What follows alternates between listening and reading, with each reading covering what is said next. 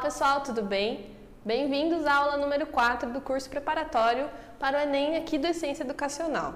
Essa aula a gente continua com o tema de ecologia, mas hoje nós vamos discutir um pouquinho sobre relações ecológicas, que seriam as maneiras como os seres vivos interagem na natureza. A gente consegue classificá-las em duas categorias diferentes, harmônicas ou desarmônicas. Como a própria palavra já diz, né, as duas palavras, tem relação com o fato de os organismos se beneficiarem ou algum deles sair prejudicado. Nas relações harmônicas, nenhum dos indivíduos sai prejudicado dessa relação. Já nas desarmônicas, um deles vai sair prejudicado, vai sair perdendo dessa relação. Essas relações podem acontecer entre indivíduos que são da mesma espécie, e daí são chamadas de relações intraespecíficas, e quando acontecem entre indivíduos de espécies diferentes, elas são chamadas de relações interespecíficas. Dentro dessas categorias, a gente consegue classificar as relações ecológicas. Então aqui eu coloquei os nomes dos exemplos de relações ecológicas que a gente consegue encontrar no meio ambiente.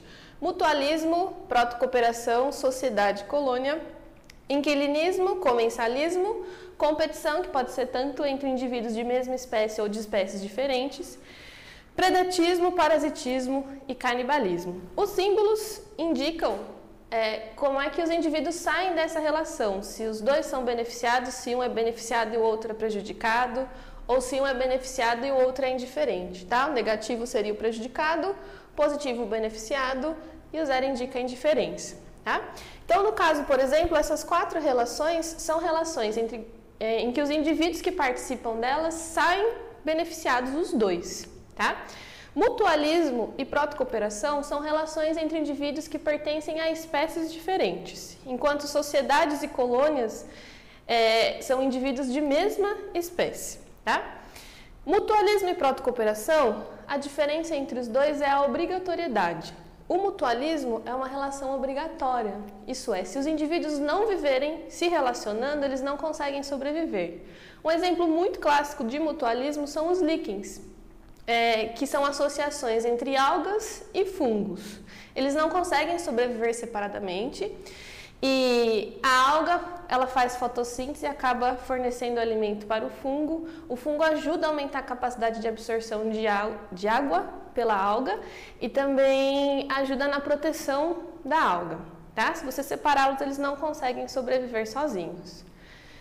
Já a protocooperação é uma relação não obrigatória, né? Então, se os indivíduos estiverem separados, eles vão sobreviver normalmente, mas viver em associação traz benefícios para os dois. Um caso de protocooperação, por exemplo, seriam alguns pássaros que comem carrapato de bois, por exemplo, que ficam na pele deles, né? Eles acabam se alimentando desses carrapatos, que são ectoparasitas, né? Parasitas externos do boi, e acabam beneficiando os bois porque removem esses ectoparasitas. Já no caso da sociedade e da colônia, são relações entre indivíduos de mesma espécie. O que diferencia uma da outra é a união física, né? A gente tem vários casos de animais sociais, por exemplo, como abelhas, cupins.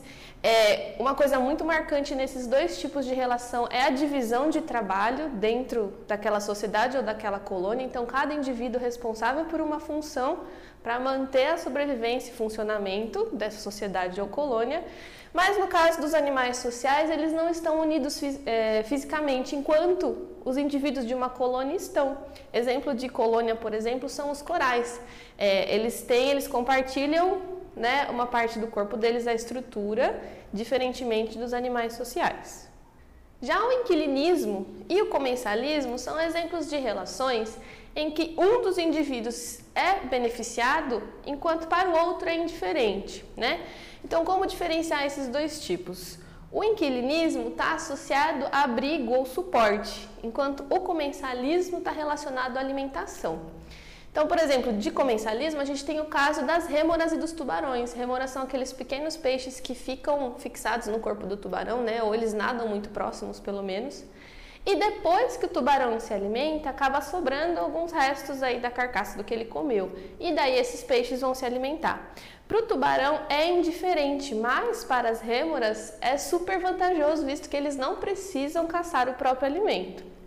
E o inquilinismo, nós temos exemplos de plantas, como orquídeas e bromélias, que costumam viver no tronco de árvores mais altas, né? Elas não prejudicam essas árvores nas quais elas estão se suportando, né? Vivendo em cima, é indiferente, mas elas têm a vantagem de estar em locais mais altos e de ter maior captação de luz, né? Normalmente as copas das árvores formam sombras, então se elas ficassem no chão elas captariam menos luz. Então viver em locais mais altos é mais vantajoso.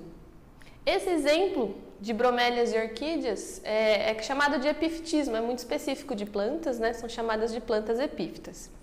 E por último, nós temos as relações que são desarmônicas, né? No caso, esses exemplos até aqui eram relações harmônicas, tá?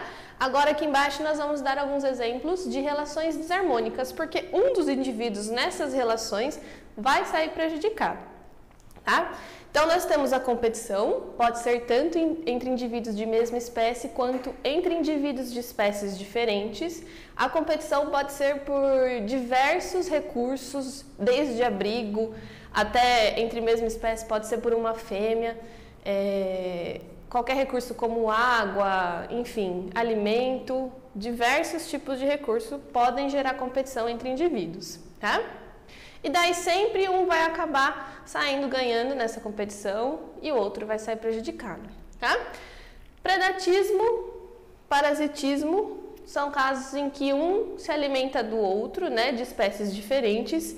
A diferença entre os dois é que o predador ele vai matar a presa para consumi-la e o parasita ele não vai ter interesse em matar o hospedeiro dele, porque senão ele vai ficar sem alimento, né? Então ele pode causar a morte a longo prazo, não é impossível, mas para ele não é interessante. A gente tem tanto parasitas internos, né, como por exemplo a tênia, um verme interno do ser humano, e também tem parasitas externos, os ectoparasitas, como pulgas, carrapatos, enfim, alguns exemplos, tá?